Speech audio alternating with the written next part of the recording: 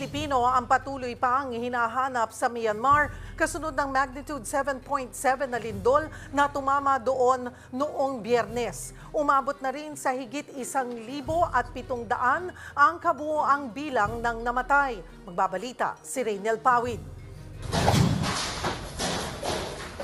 Lakas sa lindol. Lumilindol. Iyo, nag-ano yung mga sa building. Dinig na dinig ang pagkalabog ng mga gamit sa loob ng Philippine Police Attaché sa Bangkok, Thailand nitong Biyernes. Heto na pala ang magnitude 7.7 na lindol sa Myanmar na nagpayanig sa buong Kapitolyo ng Thailand. Dahil nasa 28th floor ng isang gusali, walang magawa si Colonel Dominador Matalang at kanyang kasama. Huwag kang magpanik.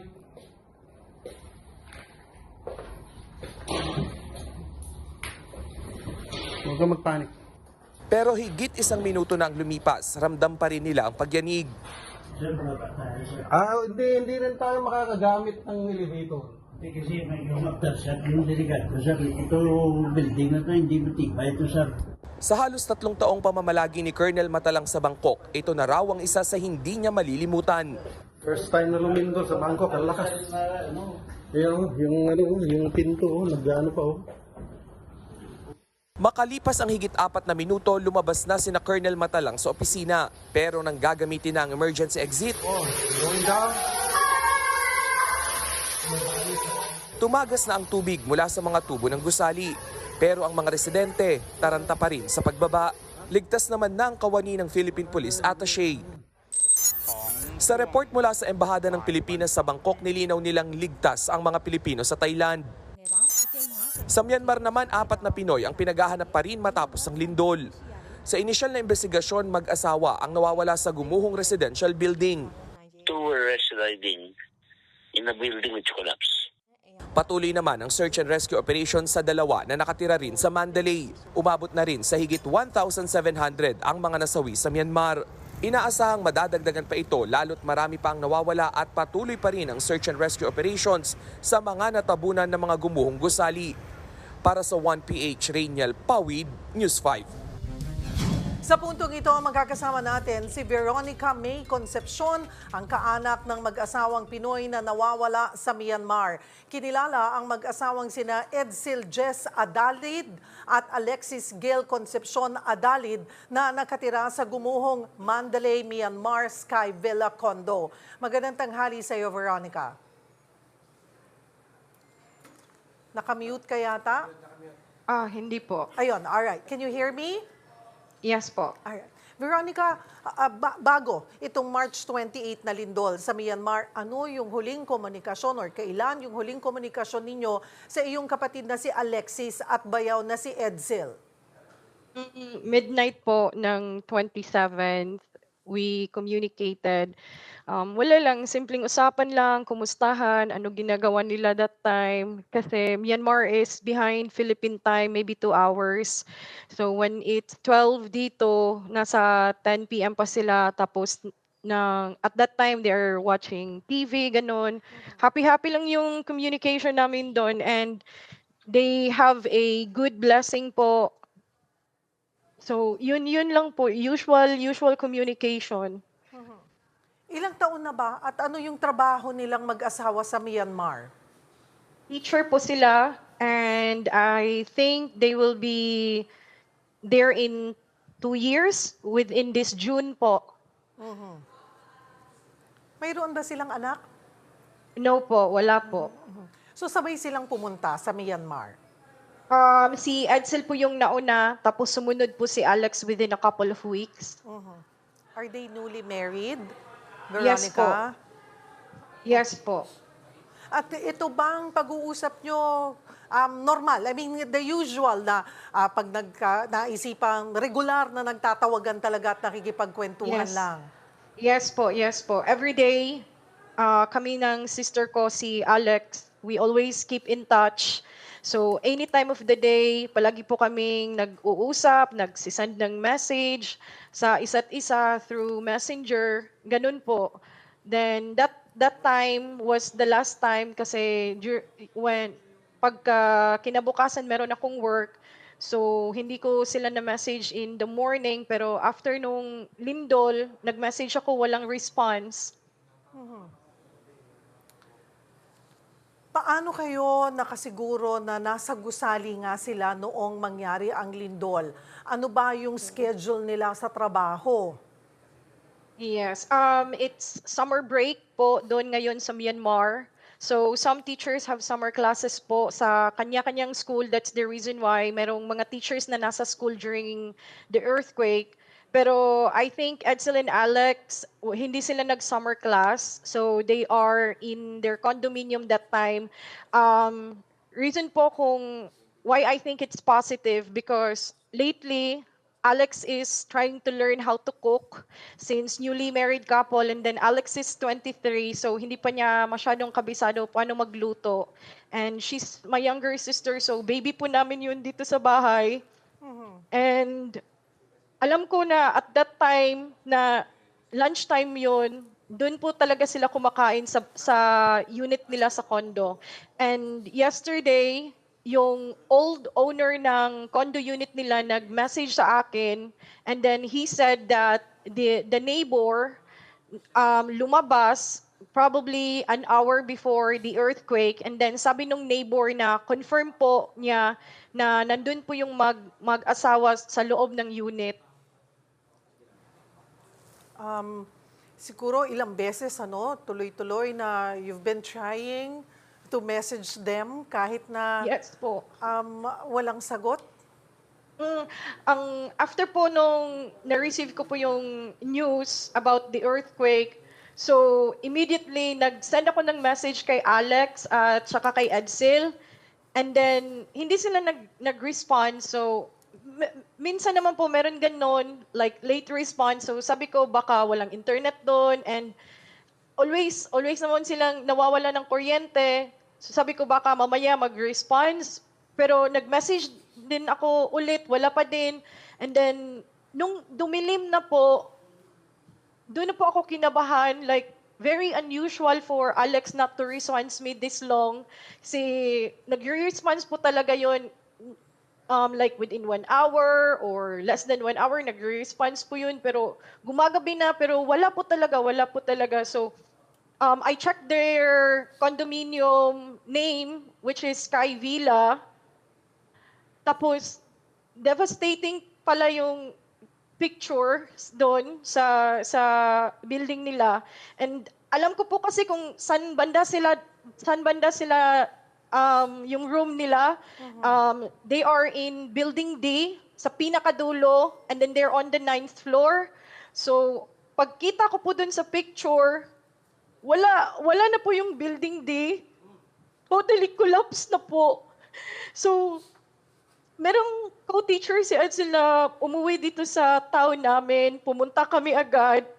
And then, doon ko po na-confirm na after earthquake, they were declared missing. So, from that, wala na po talagang communication. Until now, hindi pa rin sila nahahanap. Veronica, kamusta ang inyong pamilya? Ang inyong mga magulang, it's been 3 days and wala pa kayong kahit na ano pang update or balita na nakukuha. Yeah, actually about updates, we already have certain updates, but then the updates is iba yung hindi pa rin sila nakikita, but nakikita na po yung mga gamit nila sa surface, sa mga debris. So with my family, we are still hoping talaga, since wala pa naman po kaming nakikita na katawan, we are hoping na they are still alive and they are still in there. And then about updates po, yung co-teacher po ni Edsel, siya po yung very, very active na nag-check ng updates doon for Eds and Alex. Pumupunta po siya sa area kung saan po yung room, building nila ni Edsel. Tapos nakita niya second day yung jacket ni Edsel. Tapos yesterday po, nag-visit siya again. Nakita niya po yung mga gamit ni Alex. So what he did is he tried to ask Burmese rescuers if pwede po ma-search yung area na yon, since nasa surface naman yung mga gamit, so baka hindi sila nasa ilalim sila, but not too deep. and para ma-rescue agad. Pero the Burmese rescuers, no, they did not respond. They did not take any action kasi they were not instructed by their head. Tapos meron po mga Chinese doon. They come in two groups, fully equipped with drone, with detectors, with canines. They also asked those Chinese rescuers to help them search the area. Pero unfortunately, they have their other priorities. So wala pa din pong until now, to my dismay po, until now, wala pa rin po tayong mga Filipino authorities na nandun. And it's already 3 days. So feel po namin as family po talaga, the Philippines is kind of like, kanang they move very slow. So I'm so sorry to tell this. Siguro we are just in urgent feeling kasi me personally as ate ni Alex, nafe-feel ko po talaga yung time and life urgency. So it's been past 3 days, hindi pa nasi-search yung area even though nakikita naman yung mga gamit nila. So there would be a higher possibilities na nandun sila pero wala po talagang actions. Yung ating embahada, mayroon ba kayong komunikasyon? Ano ang sinasabi ng ating authorities? Yes, latest update po, sabi po, I think today, pupunta po sila doon sa Mandalay to actually check the Filipinos, and baka po, hopefully din po, they can actually initiate a search and rescue focusing on the 4 Filipinos kasi yung 4 Filipinos po, iisa po yung building.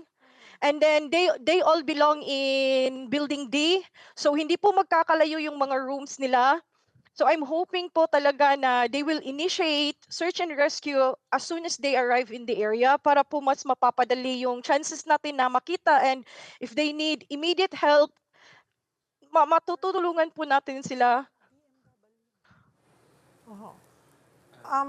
Veronica, yung, di ba, sabi mo na they are at the 9th floor, nasa 9th floor sila. Yes po. Gaano daw ba kataas itong building na ito?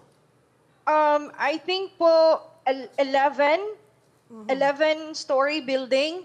So during the first earthquake, the first floor until the 5th floor nag-collapse.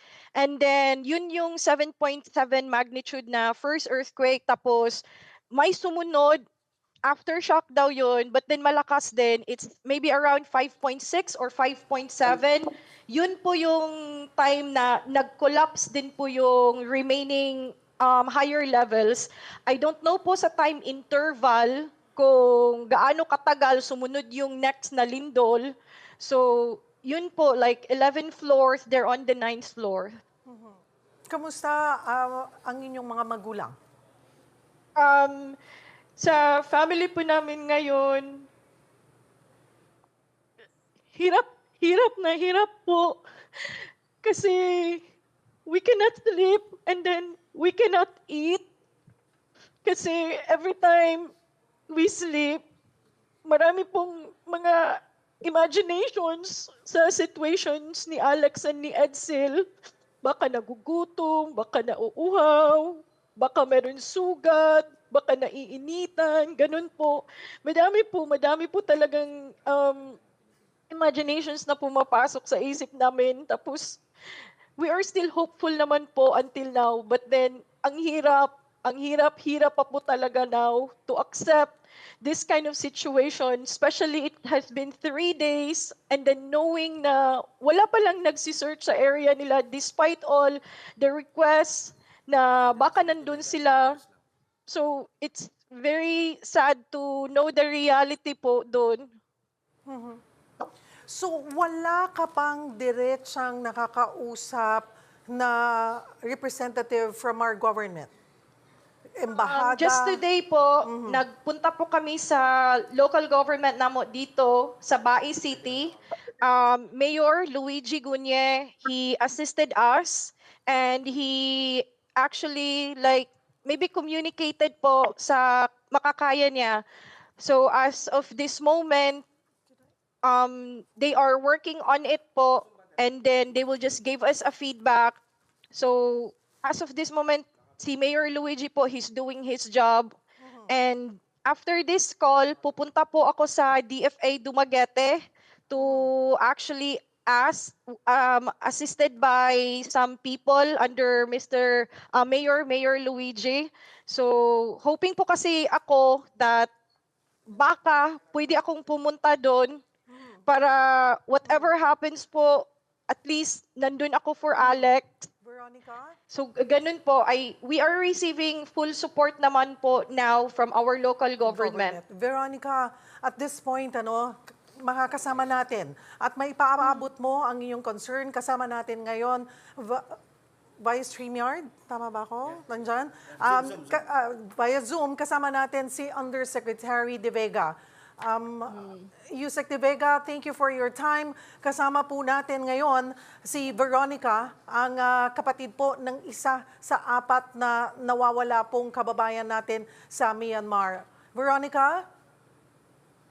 Ms. Veronica, no, we just want to assure you, sa Mandalay to, no? Mandalay. Yes sir, Ang Mandalay. gagawin ninyo, you contact the DFA sa Dumaguete, and then they'll be in touch with us. Kung gusto nyo diretso sa amin, meron kaming Facebook page dito sa DFA head office. Pangalan, Overseas Filipino Help. Okay po. Overseas Filipino Help. Can I give this hotline number para kung gusto nyo sa Yangon mismo kayo kumontak for updates? Natin bahada sa Yangon, meron silang hotline.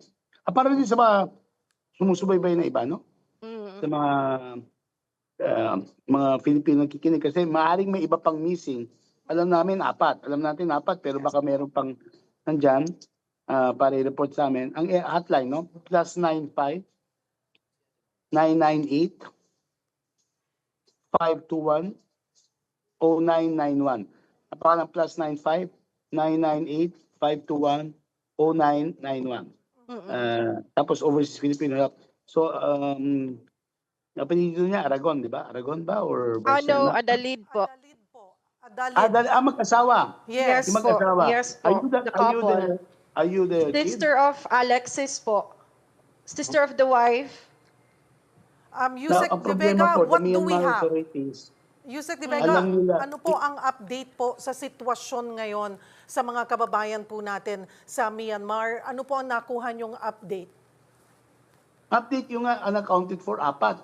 Walang nadagdagan na unaccounted for. Yes, Kaya hindi natin, yung mga kababayan natin na may kamag-anak doon, bigay yung tumawag kung meron pa iba. Pero 4. Kasi bayanihan yung mga Pilipino naman sa Mandalay. We can assure Veronica, they're very concerned about the 4 missing, Yes. including the 2 other leads. Kaya, ang problema kasi, inaamin ng Myanmar, they don't have the capability to conduct rescue operations. Wala silang technology to yung hukay sa mga bumaksak na mga gusali or buildings. Kaya Yes, sir. nagpapadala iba't ibang bansa, pati Philippines. Papadala tayo ng humanitarian contingent na mga veterano to galing Turkey. So, Sumo po yun sir, di ba? yes, we hope tonight, tomorrow, nandun na, at tutulong. Alam nyo, you're not old enough, I'm sure. 1990, nagkaroon ng malakas na earthquake dito. Tapos gumuho yung isang napakagandang hotel sa Pines Hotel sa Baguio. 2 weeks after gumuho, akala ng tao wala na, namatay na lahat. May na-rescue pa, may isang laki sumbay na na-rescue pa. So, 4 na araw pa lang at iba yung weather. Mahirap kunyari nasa Europe tayo or US, Canada, winter weather, ang lamig-lamig, mas malabo na makakasurvive ka ng ganun katagal. Pero dito, parehong weather sa atin. So, we'll do what we can. And please contact nyo nga. The Office of Dumaguete will get your details para bigyan namin kayo ng assistance na kung kailangan financial or something, ma-repatriate yung mga kababayan. Sana inasa natin it's Lenten season, so we pray shipment of remains sana hindi umabot doon. po. Pero kaya tayo nagpapadala ng contingent. Well, syempre dahil kaibigan natin Myanmar, they're human beings like us. Pero syempre dahil may mga mamamayan tayo, including dadalhin spouses who need help.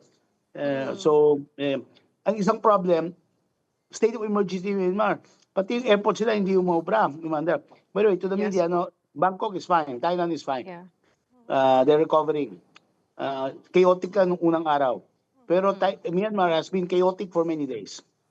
So, Yusek let's De- hope for the best. Yusek De Vega, while we're waiting and really hoping na matagpuan po natin yung apat nating mga kababayan, hindi lamang naman po yung apat nating mga kababayan ang nawawala na naapektuhan, mayroon din po ano pang assistance po ang naibibigay ng ating embahada sa iba pang mga kababayan natin?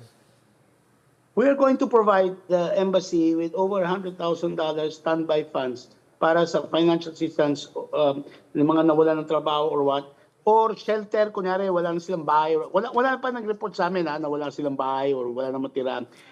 Pero usually sa Lindol may nangyari ganyan. This happened, I mentioned Turkey, ginawa natin dati, almost 100 yun na hinaus natin sa isang hotel for many weeks. No? So we can do that also. Our embassy in Yangon is going to the area. Ang problema lang, ang hirap ngayon ng pati kalsada. Kunyari, Yangon, yan ang main city ng Myanmar, but they put the government in a new city called Naypyidaw. It's a 4 or to 5 hour sa highway. Usually, nagawa ko na yon, ako mismo. Now it will take 12 hours now. So, wasak-wasak yung infrastructure. But merong standby fund yung ating embahada for this purpose. Kaya binibigay ko, can I repeat, no? We got the Nabigay ko na. number. Plus 95. Opo. Yeah, you can repeat. It's plus 95-998-521-0991. Apo. Ayan po. And you could use text message for that. Opo. Ms. Veronica, we're doing what we can, no? Is it true na galing silang Laos dati, tapos lumipat lang, or no? Baka- No. And that's This is another one their then. first overseas employment po. First ever. Sa international school. Yes po. Siguro, Well, Yusek I De- also wanted to ask, sir, like, if we can really put the urgency at the highest level for the search and rescue, focusing on those 4 Filipinos. Kasi as of this moment po, we are really not thinking about the benefits or the help that we can get from you po, like finances. We're really thinking about that one. What we're really thinking for now is the action. Yung action po talaga, since na-identify naman po yung location, is sana po meron na pong action that people there or Filipinos will be able to go there as fast as they can, because this is about life and time.